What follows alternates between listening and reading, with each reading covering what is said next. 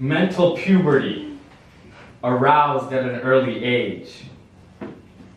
When I was old enough to make a pen bleed, I dreamt of becoming a sage, locked up in a world where fun and fantasy met, my mind's cage.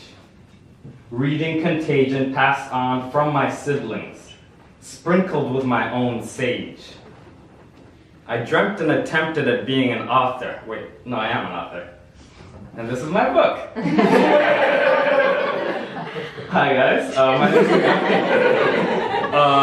And this is my book, my debut novel. That's a piece that I wrote before the book, and so like it says dreamt and attempted, and now I actually am an author, so it's like, oh, like that. I love this story, and the reason I love it is because writing it was a very cathartic process for me because it's the story of who I was supposed to be. And so I'll just give a little bit of background into the story of the book, and then I'll go into a couple more pieces that sort of intertwine with the narrative of the book. So the story of the book starts in July of 1991 when I was in my mother's womb. So I'm chilling, amniotic fluid, like baby life, all's good. And my mother goes in for an ultrasound to determine the sex of her baby. And the doctors say, congratulations, you're expecting a baby girl. At which point my mother gets super excited. She's over the moon because at this point in time she'd had 2 boys and 1 girl. And her dream was to have 2 of each. She was like, I need 2 girls and 2 boys so I can have my little quartet and like be balanced and all's good. And she wanted it to be girl, boy, boy, girl. And so far she'd had girl, boy, boy. So she needed her second girl to shoehorn. And so she goes in to give birth January 1992. And the doctors say, congratulations, it's a boy. And my mom's like, what happened? And the doctors are like, oh, I guess we made a mistake reading the ultrasound. It happens sometimes. My mom's like, no, it doesn't.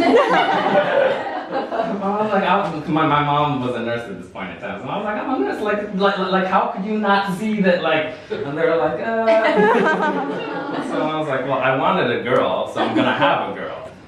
She was like, I didn't throw my baby shower and buy all these pink dresses and all these floral bonnets for nothing. So for the first year or so of my life, I was raised as a girl. And she put me in all those pink dresses and all those floral bonnets and all those like super feminine clothes. And then once I outgrew those, she was like, all right, you can be whatever you want to be. And I was like, all right. And then she had my little sister, and she was like, I got this extra child. But, I got my 2 girls and my 2 boys. But I mean, she gave me a home and she fed me, so. But my mom's told me this story my whole life because the name that she picked out for the girl that she was supposed to have was Philomena. And she says, Philomena is who you're supposed to be. Philomena is who you're supposed to be. And that thought stuck with me. And so during the writing process of this book, which happened under very unfortunate circumstances, so in late 2014, I unfortunately suffered from 2 back-to-back strokes, and I was 22 at the time. And that led to a massive derailment of my health, where for a year I was bedridden, having multiple seizures a day, ridiculous amounts of pain from head to toe, chronic fatigue. I was I couldn't walk. I was using a wheelchair to get around.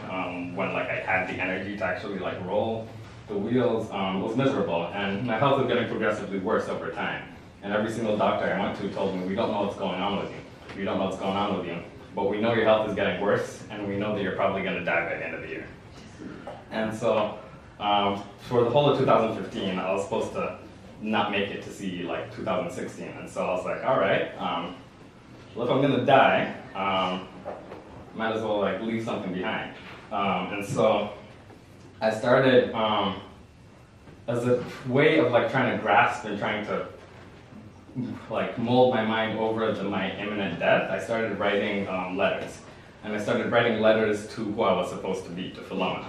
And that's what this book ended up becoming. And so it's a series of conversations between myself, Mugabi, and Philomena, who I was supposed to be, about that year of my life that I was supposed to die, but somehow I managed to live through. And one of the ways that I managed to get through that year, and one of the very central tenets in my life in general, is my mother, because she's the person, who, there was that whole fiasco during my birth. But apart from that, she's been an amazing mother. And I actually called her earlier today, and she told me the ridiculous story where she was like, I was talking to Prince Harry the other day, and I was like, no, you weren't. Like, like you do not have Prince Harry's phone number. And she was like, no, he added me on Facebook. And I was like, that is not Prince Harry. That's some random person trying to catfish you. And she was like, yeah, I realized that too, because then he said that I should send him my bank account. So my mom is quite a gullible person, but at the same time, she's an amazing person. And so I'd like to dedicate this next piece to her. My mama wants to save me. My mama raised me and bathed me and gave me a home. My mama wants to save me. My mama hugged me and loved me and stitches me up when I'm torn. My mama wants to save me. My mama feminized me and apprised me of gender when I was born. My mama wants to heal me. She never wants to leave me. To deal with this strife all alone, my mama wants to heal me. She never believes me when I say that this pain is never going to leave me alone. My mama wants to heal me. She bleeds for me. She grieves for me and my father, the two men she loved most that she could not save. Dang. So the last line of that piece leads into the fact that, so I had my strokes, and as a result of that I deal with a whole bunch of chronic health issues. And my father, under eerily similar circumstances, passed away in 2005.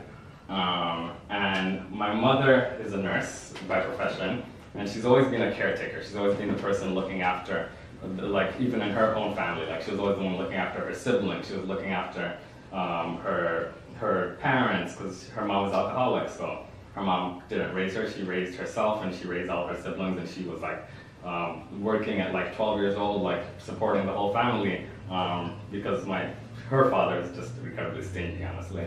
Like, he had the money, he was just like, I'm not spending it on you. And she's always been a caretaker. She's always been that person that glued the whole people together. And it hurts her that the two people in her life that she wanted to save the most, my father and myself, she can't. And she can't really do anything to stop us from suffering or to stop my father from dying. And along that depressing vein of death, of myself and my father and how we're linked, and of my mother, I'm going to get into this last piece. But before I get into that, I'd just like to say thank you so much to Daniel for having me. Thank you so much to Ted and Danny for your wonderful readings earlier today. This is a beautiful space. I love it.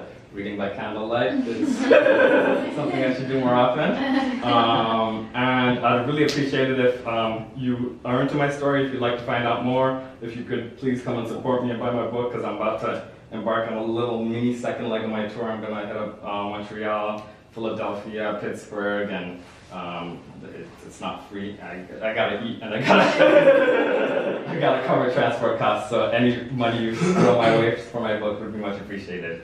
And so, on that note, let me get into this final piece.